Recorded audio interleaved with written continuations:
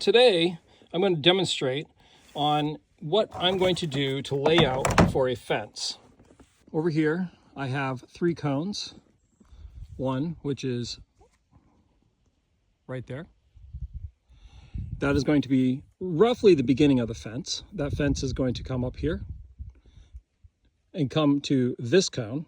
And we're going to be doing a 90-degree angle to this cone, or roughly thereabouts. I think we're going to be trying to do at least 36 feet. We'll see how far we have to go. But I need to get a perpendicular line between those 2 cones and these 2 cones. So we're going to have point B here. This is going to be about 36 feet to point C. From point B, we're going to be, my fence is going to just essentially infinitely going into this direction. But we're going to be going to point A. It does not have to go the full length because we're going to be in divisibles by 3, 4, and 5. So I'm going to mark this as point A. I expect that this run right here is going to be 60 feet. But what we're going to do is we're going to open up the case. Right here is a chart.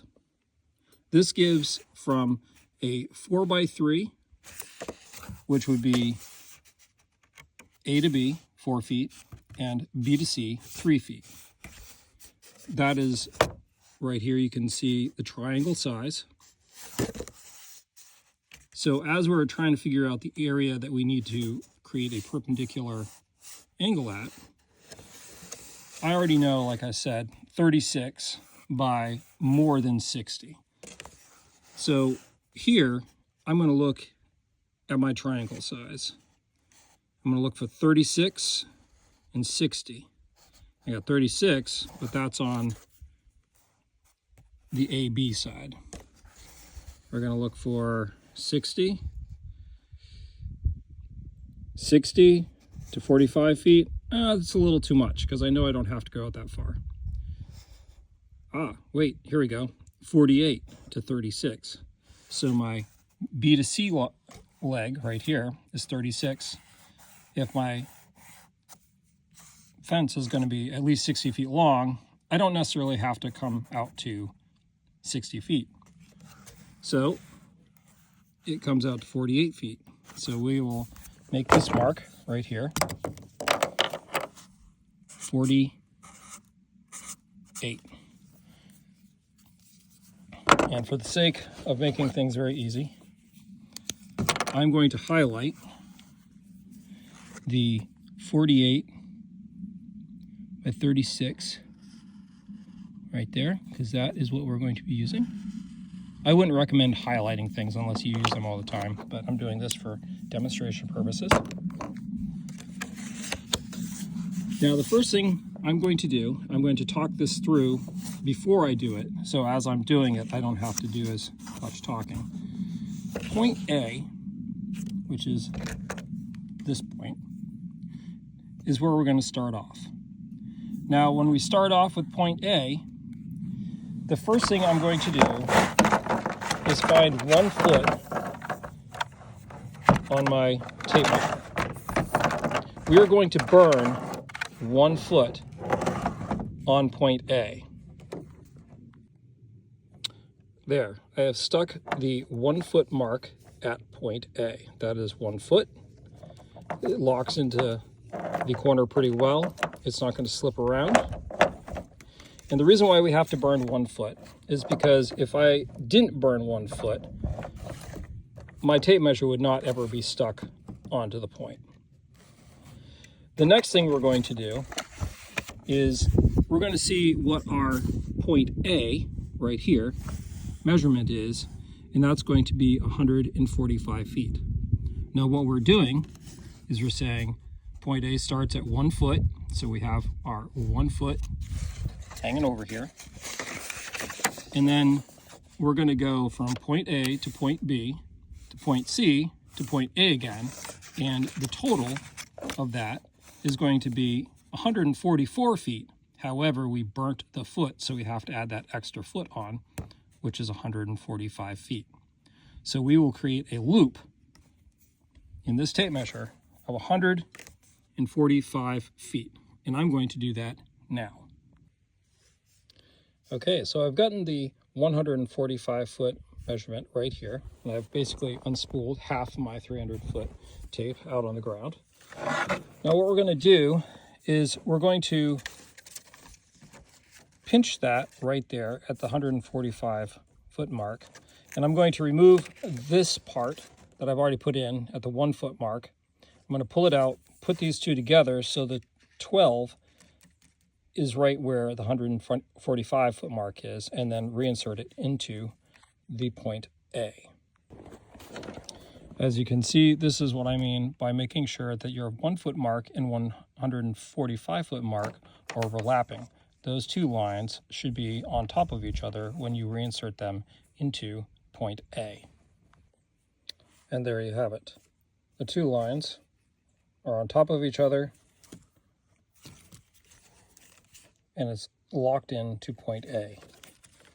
I also want to point out that in the demonstration of this particular scenario, that in the instructions that we have here, if you look at the triangle that we have in the instructions with point A, B, and C, that is the inverse of what we have here. Not an issue at all. It's just that as I apply point A and point C, instead of having them be right side up and being able to see the tape from the top, they will be simply upside down. Not an issue. It's just a note to be made. The next step is to take point B and find the location of point B. So again, point A is 1 foot and 145 feet. Point B is going to be 49 feet. It's not 48 feet because remember we've burnt that first foot, so we have to add on a foot to the 48 feet measurement, and it's going to be 49. And that's what I'm going to do. Here is my 49 foot mark, and I will place it. What I will do is actually do a bend at the 49 and then stick it into point B. Pull it over so the line is right there on the corner, like that. At this point in time, we're going to use the little clamps, the binder clamps that came with your package. We're going to put them on both sides. This will hold on to your tape quite well, and as much tension as you're going to need to put on your tape to pull it taut, those binders are going to hold that from slipping. And if you're pulling that hard on your tape, you shouldn't be pulling that hard on your tape.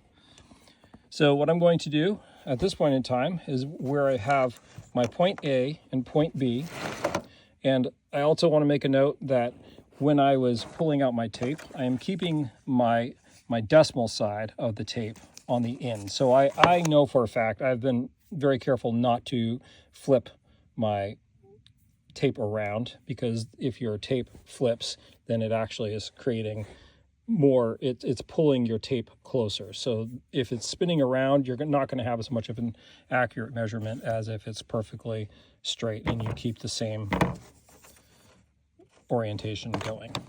All right. So what I'm going to do is I'm going to walk over and we're going to put point B, this corner right here. We're going to put point B right over there. It's not going to be directly on the cone. It's going to be slightly over because I've got this string line that's going across that we will show, but it's going to be underneath the string line, and I'm going to put the corner on the ground there, and then I'm going to pull from point B to point A and stay underneath the string line. I will use a level to mark out where those points are so they're directly underneath the string line. And then we will pull from here to here and from here to here. So the loop that we created with the tape, when we pull it taut, I will get my point C, which will be somewhere in this area. So here we are at the string line. This is point B. The string line goes all the way down to that cone, which is not going to be point A, but point A is on this line. So the first thing I'm going to do is I want to be as close to the string line as possible. So I will plumb down from this string, but that looks pretty good right there. And I will mark the bottom. Okay, so I made a mark in the snow right here and right here. This is my plumb line, and that's where I'm going to put my nail. And again, the ground is so frozen, I could just do that. And for anybody that's really trying to say, hey, why are you doing this in February, man? What's wrong with you? I am only doing this for a demonstration, and I figured it's almost like having a blank canvas, you know? We got all this white, it's making a perfect background for all my other tools and stuff, so it's great. So I'm going to pound that in, and then we're going to pull taut point A and point B. Getting there. There we go, right about there.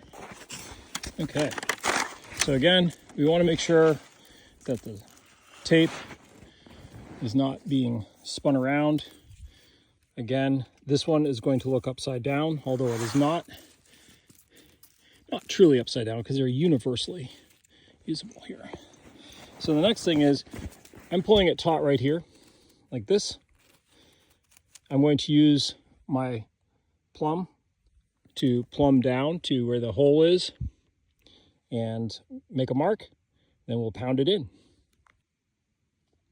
All right, here we go. The mark right here. I'm gonna put my nail in through it, grab my little hammer. We're gonna pull it taut.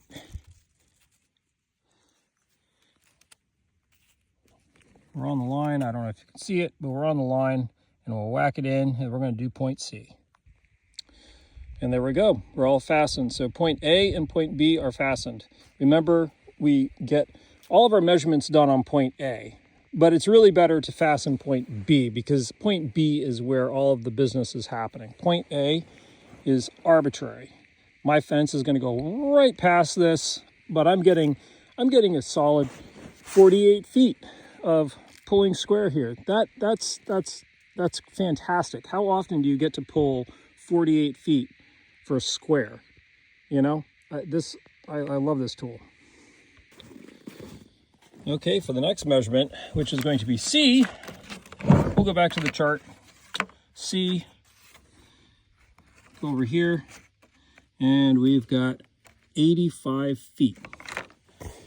So we'll take our C point, a nail, my old trusty S-wing here. 85 feet should be right around right there. So we'll apply the corner helper to this. All right. We're all settled at the 85 mark. Now remember, this is the nice thing. I can pull this thing taut, and this thing is going to stay square as long as I leave it here. Yesterday, I was trying to make a demonstration video of this, and it was so windy that I could not pull the tape measure straight. So there was always a bow in one direction, which I will say that's not going to give you a accurate reading at all. So today has been fantastic and no wind, so we can do this and there's no problem. So I'm going to fasten, I'm going to pull it taut. So also when you pull it taut, I'm going to try to move it back and forth, but like there's not really any wiggle on the ground when I pull it taut. It's locked in there. It is where it is. I mean, maybe 1/8 of an inch, but you're talking 1/8 of an inch. I mean, and that's being generous. Maybe 1/8 of an inch in a square this big. That's a pretty substantial accuracy. And I know you can do this with, you know, you can buy $1,000 survey transit system, or you can get lasers and they get tossed in the back of your truck. This is a $25 tool. It's not that much, but you can do a lot with it. So there we have it. So now I can take my cone, stick my cone right there. And if I wanted to run another string line, I could put another string line there, take my tape down and use it for something else. We'll walk the points real quick.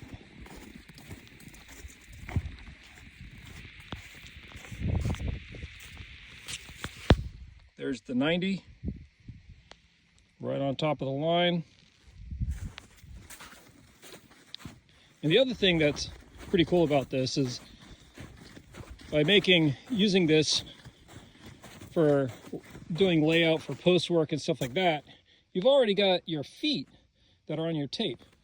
So if you wanted to, you could just mark out, you know, you could just pull your feet off from the tape. So if it's every 8 feet, you're going to put a post in, come 8 feet, mark, 8 feet, mark, mark, and do the same thing over there, because we are on even feet. So it's not like you're at, you know, 5 feet, 1 inch or anything like that. So it's easy to pull measurements while it's in place like this. And again, if I was going to be framing up a large deck and point B is up against the house and point A is up against the house, and I'm trying to pull a square to start a frost post or something, this thing, I don't have to have 2 people, 3 people, or whatever. It's just going to stay there. I can constantly go back to it if I need. It's a great helper for people who are working single-handedly. I hope you enjoy the video. Thank you.